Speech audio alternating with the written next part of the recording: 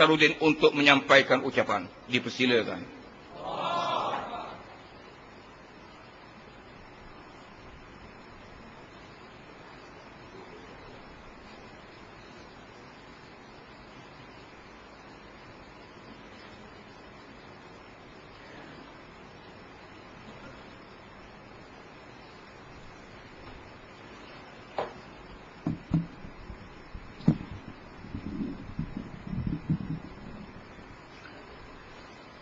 أعوذ بالله من الشيطان الرجيم.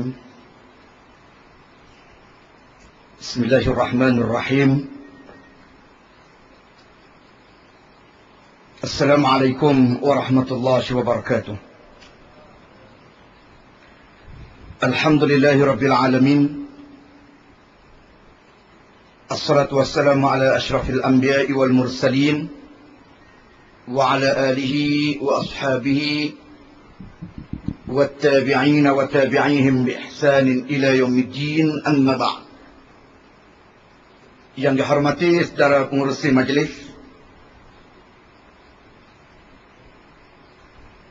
yang diraihkan pada malam ini, yang berhormat Ayahanda Datuk Seri Tuan Guru Haji Abdul Hadi Awang, Presiden PAS, yang berbahagia tetamu kita Bapak Ferry Nur, Ketua Komiti Indonesia untuk Solidaritas Palestin, yang bersama dengan kita pada malam ini. Akhuna Muhtaram Naji Zuhair As-Sahri, Wakil Umat Islam Palestin di Malaysia. Al-Fadhil Ustaz Dato' Abu Bakar Cik, Pengurusi Lajnah Pendidikan PAS Pusat. Al-Fadhil Ustaz Abu Bakar Abdullah, Ahli Jawatan Kuasa Dewan Ulama PAS Pusat.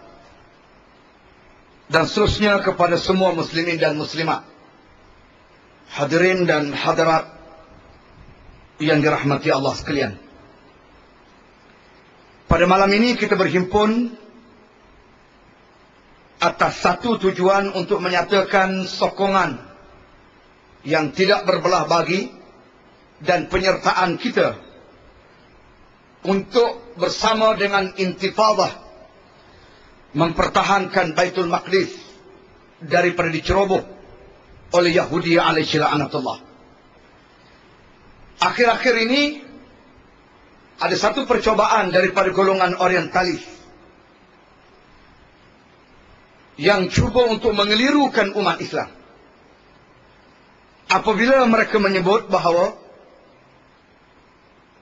Islam telah menganjurkan satu perpecahan dan permusuhan dengan umat manusia, khususnya ialah Yahudi dan Nasara.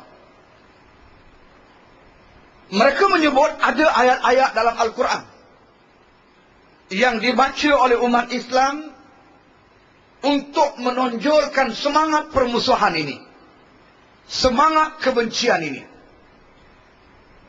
Antara contoh ialah menafsirkan Al-Maghdub dengan Ad-Dhalin dalam surah Al-Fatihah sebagai golongan Yahudi dan Nasara.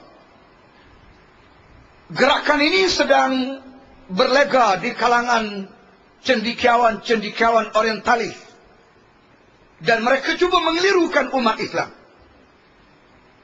Kononnya Islam adalah agama yang penuh dengan dendam kesumat. Islam adalah agama permusuhan. Islam adalah agama hasad, dengki, dendam kesumat.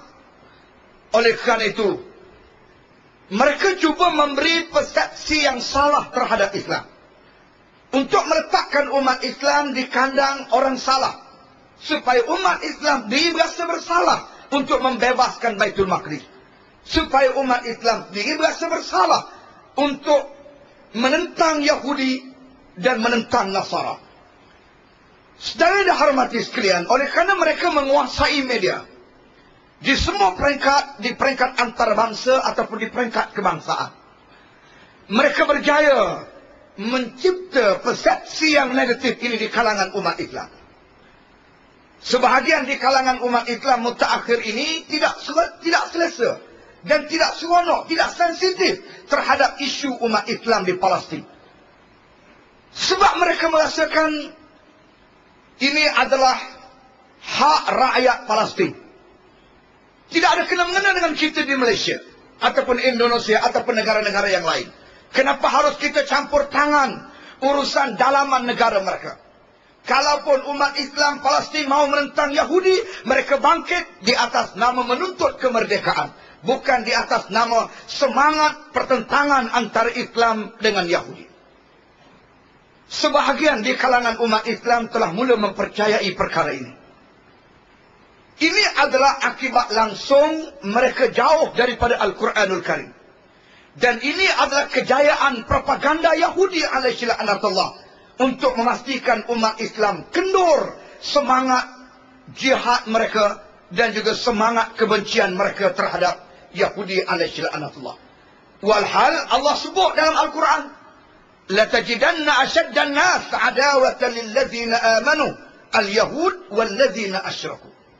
Kamu akan dapati satu golongan manusia yang paling tinggi kadar permusuhannya terhadap orang-orang beriman ialah golongan Yahudi dan Nasara, golongan musyrikin, Yahudi dan musyrikin. Tetapi malang sebahagian di kalangan umat Islam bukan saja semangat mereka untuk berjihad itu telah luntur, rasa kebencian mereka terhadap Yahudi juga telah hilang. Dan akhirnya implikasi mudah daripada itu, tidak ada semangat untuk bersama dengan intifadah umat Islam di Palestin bagi membebaskan Masjidil Aqsa yang menjadi kiblat pertama umat Islam dan juga menjadi masjid yang pernah diziarahi oleh Nabi sallallahu alaihi wasallam dalam peristiwa Isra dan Mi'raj. Saudara yang dihormati sekalian, kalau saudara masih ingat dulu pernah Tuan Dr. Mahathir mengatakan, kenapa kita nak marah pada Yahudi? Kenapa kita nak marah pada Israel? Bukan semua Israel itu jahat. Ada Israel baik, ada Yahudi baik. Masa itu pemuda-pemuda PAS mengadakan demonstrasi untuk menentang pasukan kriket Yahudi yang datang ke negara kita. Kita menghalang Yahudi datang ke negara kita kerana kita tidak mengiktiraf negara haram Yahudi alaihi laknatullah yang dibina di atas darah umat Islam di Palestin. Tetapi apa yang malang semua orang tahu, yang tertangkap ialah pemimpin-pemimpin pemuda pada waktu itu. Dara Mahfuz, Dara Salahuddin yang akhirnya dipenjara kerana menentang ataupun membantah kemasukan pasukan kriket daripada Israel. Saudara, apa yang saya nak sebut ialah pemimpin-pemimpin umat Islam di seluruh dunia, termasuk negara kita, antara mereka yang terpengaruh dengan dakwah dan propaganda orientalis ini. Kononnya Yahudi tidak jahat. Mereka datang ke Palestin kerana mereka nak mengambil negara mereka, negara asal mereka. Kononnya Palestin adalah milik Yahudi. Setelah mereka mengaku bahawa mereka adalah keturunan Nabi Daud alaihissalam. Dan di bawah tapak Masjidil Aqsa itu adalah haikal Yahudi yang perlu dibina semula. Mereka cuba manipulasi sejarah, mengelirukan umat Islam, terutama anak-anak muda, supaya mereka tidak lagi bangkit menentang Yahudi di seluruh dunia.